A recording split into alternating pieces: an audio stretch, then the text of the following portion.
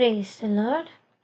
So, ఇవాళ morning మనం start చేసుకునే ముందు ఒక చిన్న ప్రేయర్ చేసుకుందాం. స్తోత్రం తండ్రి, పరిశుద్ధుడ, ప్రేమ కలిగిన తండ్రి, జీవాధిపతి అయిన మా దైవానికి స్తోత్రం చెల్లించుకున్నాం.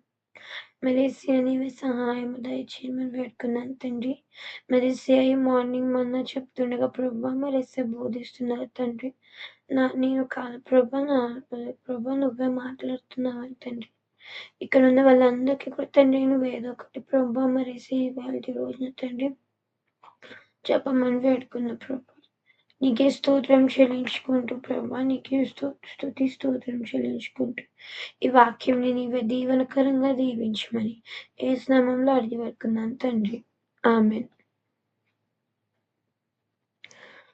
Praise the lord. సో ఇవాళ మనం మాట్లాడుకునేది ఏంటంటే it is never too late to repent. మనం ఎప్పుడన్నా సరే మనము రిపెంటెన్స్ పొందుకోవడానికి మనం ఎలాంటి తప్పులు చేసినా ఎలాంటి సిన్ చేసినా సరే ఎప్పుడన్నా సరే మనం వచ్చి పశ్చాత్తాపపడొచ్చు. ఎప్పుడన్నా సరే మనం వచ్చి రిపెంట్ అవ్వచ్చు అని దేవుడు చెప్పి మనం ఎలాంటి తప్పు చేసినా సరే అది అన్ఫర్గివబుల్, ఎవరు క్షమించలేరు అని అనిపించచ్చు మనకి కొన్నిసార్లు. ఏం చేయాలా, లైక్ మనం ఇంత తప్పు చేసాము, ఇంత పెద్ద పాపం చేసాము ఎలా అని చెప్పి కొన్నిసార్లు మనం బాధపడుతూ ఉంటాము. వేరే ఆలోచనలన్నీ వస్తూ ఉంటాయి. అలాంటి అన్ని సమయాలలో కూడా మనం ఎలాంటి సమయంలో అయినా సరే హీఈస్ మనము రిపెంట్ అవ్వచ్చు and he is ready to forgive us అని దేవుడు మనకి చాలా ప్రామిసెస్ ద్వారా మనకి బైబిల్లో ఎన్నో చోట్ల కూడా చెప్తున్నారు. ఇప్పుడు జోయల్ 2 verses 12 and 13 చదువుకుందాం. But even now, says the Lord, repent sincerely and return to me with fasting and weeping and mourning. Let your broken heart show your sorrow. Tearing your clothes is not enough.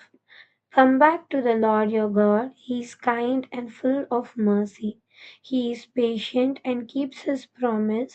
He is always ready to forgive and not punish. మన దేవుడు క్షమించే దేవుడు, ప్రేమించే దేవుడు, కరుణించే దేవుడు. కాబట్టి మనం ఎప్పుడన్నా సరే వచ్చి పశ్చాత్తాపపడడానికి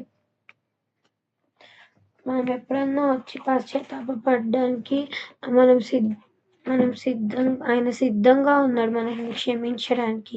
hour God is a God of second chances. మనకి ఛాన్స్ ఇస్తున్నాడు. మనకి ఖచ్చితంగా కూడా ఆయన ఇంకొక ఛాన్స్ ఇస్తున్నాడు. ఆయన మనకి ఫర్గివ్ అయ్యి రిపెంట్ అయ్యి రావడానికి. మనం ఆయన సన్నిధిలోకి వచ్చి మనం రిపెంట్ అయితే కనుక ఖచ్చితంగా ఆయన మనల్ని క్షమిస్తాడని చెప్తున్నాడు. మనం ఎంత పెద్ద సిన్ చేశామా, ఎలాంటిది చేశామా అనేది అది మ్యాటర్ కాదు. ఎలాంటి తప్పు చేసినా, ఎంత చిన్న పాపమైనా, ఎంత పెద్ద పాపమైనా సరే రిపెంటెన్స్ ఇస్ వెరీ ఇంపార్టెంట్. అది మన హృదయంలో నుంచి రావాలి. ఇది చిన్నదే కదా అని వదిలేయకూడదు. ఇది ఇంత పెద్దది, క్షమిస్తాడా దేవుడు అని కూడా మనం నిర్లక్ష్యం చేయకుండా ఎలాంటి తప్పులన్నా, ఎలాంటి పరిస్థితుల్లో అయినా సరే మన హృదయంలో నుంచి మనం పశ్చాత్తాప కలిగి మనం ఆయన సన్నిధిలో రోదించి, ఆయన సన్నిధిలో బాధపడి మనం పశ్చాత్తాపపడాలి. రిపెంటెన్స్ అంటే ఉట్టి బాధపడడం కానీ, పశ్చాత్తాపపడి ఏడవడం కానీ కాదు. వెన్ వి ఆస్క్ రిపెంటెన్స్ మనలో ఒక చేంజ్ కూడా రావాలి.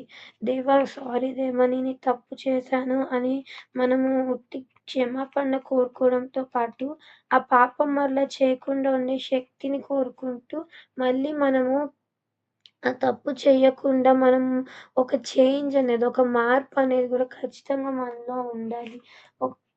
Repentance is not just crying, repentance is changing. So మళ్ళా ఆ మార్పు కూడా మళ్ళీ ఆ పాపం వైపుకి వెళ్ళకూడదు. మళ్ళీ అలాంటి తప్పు మరలా చేయకూడదు అనే అలాంటి అలాంటి నిర్ణయం గూడా మనకి ఉండాలి.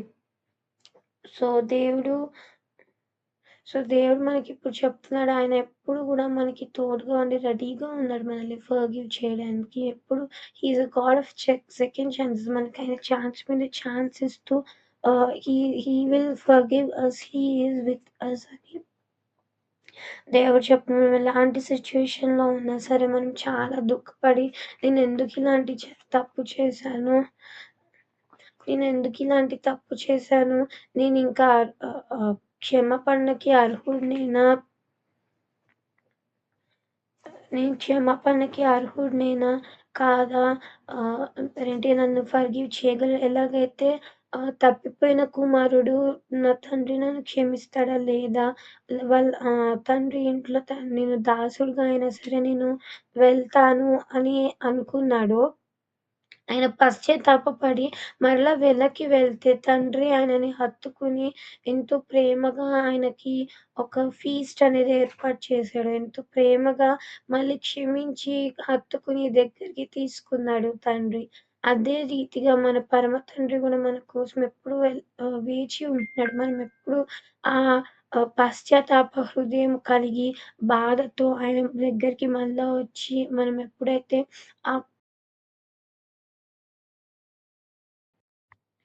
ఆ ఒక క్షమాపణని కోరుకుని ఆయన దగ్గరికొచ్చి రోదించి తండ్రి అనొస్తే, ఆయన మనల్ని హత్తుకోవడానికి, ఆయన మనల్ని క్షమించి, మనకి ఒక గొప్ప ఇంకా ఒక గొప్ప ప్రేమను చూపిస్తూ ఉండడానికి ఆయన సిద్ధంగా ఉన్నాడని ఈరోజు దేవుడు మనతో మాట్లాడి ఈ చిన్న వాక్యం దేవుడు దీవించి ప్రేయర్ చేసుకుందాం. స్తోత్రం తండ్రి, పరిశుద్ధుల ప్రేమ కలిగిన తండ్రి, నీకే స్తోత్రం చెల్లించుకున్నాం. ప్రభా తండ్రి మరి ఇవాళ తండ్రి నీవు మమ్మల్ని క్షమించడానికి సిద్ధమై ఉన్న దేవుడవు తండ్రి. మేము ఎలాంటి తప్పుల్లో ఉన్నా, ఎలాంటి పాపం చేస్తూ ప్రభా మరేసయ్య మాకు క్షమించే స్థితి లేదని తండ్రి, అర్హులం కాదని ప్రభా మరేసయ్య మేము కృంగిపోయి ఉన్నామేమో తండ్రి. ఈ రోజున కృంగిపోయి ఉన్న వాళ్ళు ఉన్నారేమో తండ్రి. లేదా తండ్రి చిన్న తప్పే అని ప్రభా మరేసి పశ్చాత్తాప హృదయం లేకుండా తండ్రి నిర్లక్ష్యంగా వదిలేస్తున్నామేమో తండ్రి. తండ్రి మేము ఇప్పటిదాకా తండ్రి ఏ తప్పు చేసినప్పటికీ కూడా దాన్ని గట్టిగా ప్రభా ఈ క్షణంలో తండ్రి పశ్చాత్తాప హృదయంతో నీ సన్నిధిలో వస్తున్నాం తండ్రి. జ్ఞాపకం చేసుకుని మనం పెట్టుకున్నాను. మరి నీవే సహాయం దయచేయమని వేడుకున్నాను తండ్రి.